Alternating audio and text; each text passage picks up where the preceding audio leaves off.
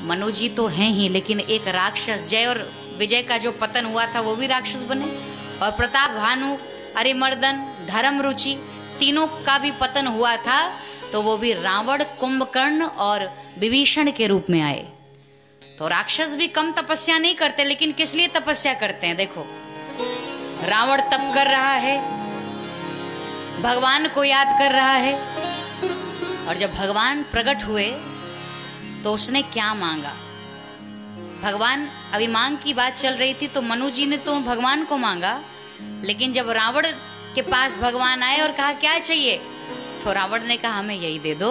हम काहू के मरई ना मार, हम किसी के मारने से ना मरे। यानी पीछे भाव क्या छुपा हुआ है? भले हम सबको मारते रहे, लेकिन हमारा कुछ नहीं होना चाहिए। यही तो करते हैं जो आतताई हैं, वो दूसरों को मारते हैं, लेकिन वो ये चाहते हैं हम सुरक्षित रहें। लेकिन सावधान हो जाइएगा, यह रावण का चरित्र भी बता रहा है, कोई फूल ना बाग में ऐसा खिला, खिलके ना जिसे मुरझाना पड़ा, विधि का यह अटल विधान रहा, जिसे आना पड़ा उसे जाना पड़ा। जो आते हैं उसके आने के बाद तारीख फिक्स हो जाती है कि किस दिन जाना है। जाना तो पड़ेगा, लेकिन रावण को लगता है हम काहू के मर ही न मार, हम किसी के मारने से न मरे। ब्रह्मा जी ने कहा हम खुद ही अमर नहीं है तो तुम्हें कहां से बनाते? अच्छा, आप हमें अमर नहीं बना सकते तो दो को हम छूट दे रहे हैं। किसको छूट है? बोले वानर मनुज जाति दुई बारे, बंदर और मनुष्यों को छूट दिया, क्योंकि रावण इनकी गणना ही नहीं करता था। इतना छोटा, जैसे हम लोग सुई को छोटा समझते हैं, उतना छोटा समझता था। लेकिन याद रखना, इस चरित्र के माध्यम से हमें आपको शिक्षा मिलती है, कभी अपने से छोटा किसी को मत समझो। रावण ने इन्हें बहुत छोटा समझा और बाद में इन्हीं ने मिलकर रावण की मृत्यु की शैया सजा दी। बोलो सियावर रामचंद्र की। अब रावण को वरदान मिल गया। जब दुष्ट को वरदान मिलता है तो क्या करता है? अपनी शक्ति का मिसयूज ही करता है ना। सही व्यक्ति के हाथ में अगर बहुत बड़ी पावर दे दी जाए तब तो वो अच्छा कार्य करेगा, लेकिन गलत व्यक्ति के हाथ में अगर सही चीजें भी पड़ेगी ना तो वो गलत ही उसका उपयोग करेगा। यही सत्य है। रावण ने अपने बल के प्रभाव से पहले कथा बंद कराना शुरू किया। रावण होता तो ऐसे कथा कह सुन थोड़ी पाते। ये कोरोना रावणी है एक प्रकार का। इसने बहुत कोशिश की कि कथाएं बंद हो जाएं, लेकिन ठाकुर जी के भक्त भी हार नहीं मानने वाले। अगर सामने आने की मनाही है तो घर बैठे ही कथा श्रवण करो, कहीं ना कहीं से कथा तो पहुंचेगी।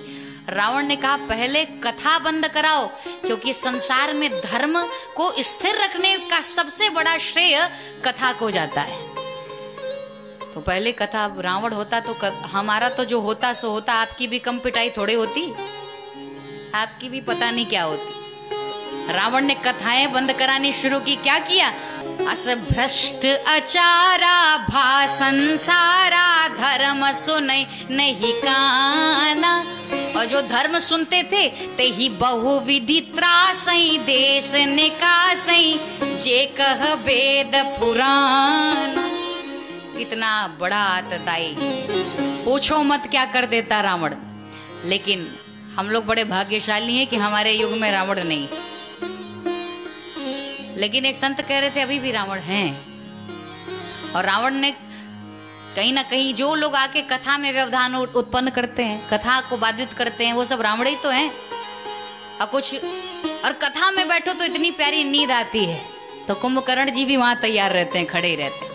एन केन प्रकारेण दिन भर रात भर लोग पिक्चर देखते रह जाए, नींद नहीं आएगी, और कथा में 2 मिनट बैठे इतनी प्यारी नींद, तो कुंभकर्ण जी पहुंच जाते हैं। होता है। और कहने का मेरा तात्पर्य, रावण ने जगह जगह धार्मिक आयोजन को बंद कराना प्रारंभ कर दिया। जो दान करते थे उनके हाथों को सीमित कर दिया, बंद करा दिया। और जब संसार में धर्म समाप्त हो जाएगा, मुझे तो लगता है कि व्यक्ति पानी के बिना भी एक दिन चल सकता है, 1 दिन 1.5 दिन, जिसको जैसी सामर्थ्य। व्यक्ति ऑक्सीजन के बिना भी थोड़ी देर चल सकता है, लेकिन धर्म के बिना एक पल भी जीना मुश्किल है। हम अपने आचार व्यवहार को इसलिए अच्छे से जी रहे हैं ताकि हमें धर्म का ज्ञान है, हमारे भीतर धर्म है। यदि धर्म समाप्त हो जाए ना तो लोग पशु से भी तुच्छ हो जाएंगे। और जिन्होंने धर्म का आशय किया है वो तो सात्विक हैं, लेकिन जो धर्म को नहीं मानते वो आजकल जो भी समाज में अत्याचार पापाचार हो रहे हैं ना, वो ऐसे ही लोग हैं। बस कहने का तात्पर्य, मेरे भगवान राघवेंद्र सरकार ऐसे नहीं आए। पहले राक्षसों ने इतना सब कुछ उपद्रव किया तब आए। रावण था नहीं, रावण को रावण बनाया गया। और रावण को रावण बनाने में किसी और का हाथ नहीं बल्कि उसकी माँ का हाथ है। कैसी उसने रावण को जो आतताई बनाया है, उसकी माँ का पूर्ण सहयोग है उसमें। और कभी कभी मुझे लगता है कि माँ चाहे ना तो अपने बेटे को योग्य कुयोग्य धनवान विद्वान सब कुछ बना सकती है, ये माँ का दायित्व। लेकिन बच्चा शुरू में माँ का बहुत प्रभाव पड़ता है। दुनिया में बहुत गुरु जिंदगी में मिलेंगे, लेकिन माँ आपकी प्रथम गुरु होती है। और आप अपने बच्चे को बहुत सिखा सकती हैं, समझा सकती हैं, इसीलिए उन्हें अच्छी चीजें ही सिखाई। उन्हें ऐसी चीजें ना सिखाइए जिसकी जरूरत नहीं है। कभी कभी बच्चे, एक बार एक चोर को फांसी दी जा रही थी तो उसने कहा अंतिम इच्छा मेरी यही है कि हमें मेरी माँ से मिलना है। जब उसकी माँ सामने आई ना तो बच्चे ने खींच करके थप्पड़ माँ की गाल पे मारा। माँ ने कहा मैं रो रही हूं तू मुझे मार रहा है। बच्चे ने कहा मैया अगर यही थप्पड़ तुम 20 साल पहले मेरी गाल पे मार दी होती, जब मैं चोरी करके स्कूल से किसी की पेंसिल चुरा के लाता था, किसी की किताब चुरा के लाता था, तो तुम मेरा सहयोग करती थी, कहती वापस करने की क्या जरूरत है, रख दे घर में।